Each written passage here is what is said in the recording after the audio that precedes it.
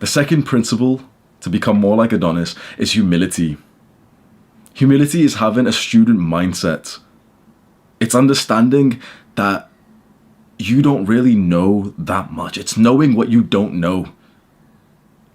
It's knowing that you don't know a lot of things.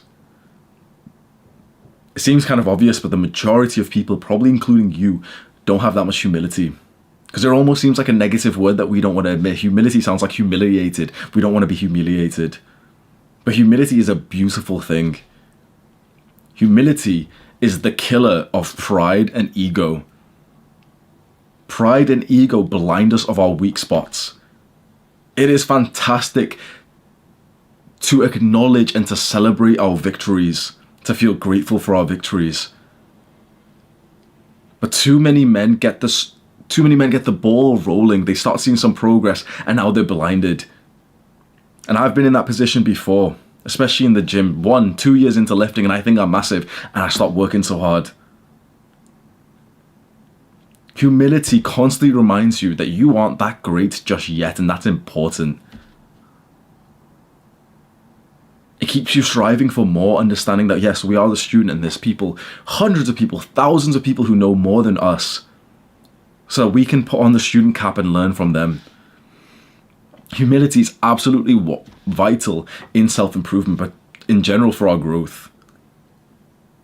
We picture Adonis as the ultimate man, but he still has to have humility. He has to be humble at that point. Otherwise, he'll be arrogant. He'll be egotistical. We don't want a leader like that. Because a leader who is arrogant, a leader who is egotistical is blind to what we, the people, need him to see. You must have humility. And this is a hard skill to cultivate. This is a very, very hard skill because it hurts. Every time that you induce humility, it hurts.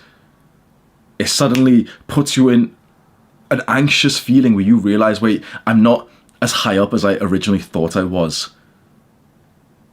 But that's a feeling. And the first principle we just discussed was discipline. We have to ignore those whimsical feelings. Most men have to stop here.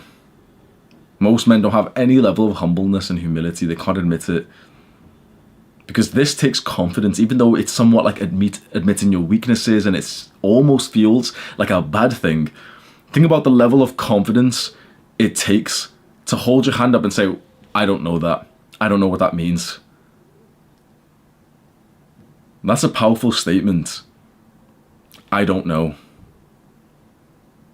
Because the average man will nod his head and pretend that he knows because he can't risk being outed in the social status. He doesn't want to be risked by other people thinking that he doesn't know something. Humility causes you to constantly ask questions and to stay curious and to stay learning. That's how you continuously grow.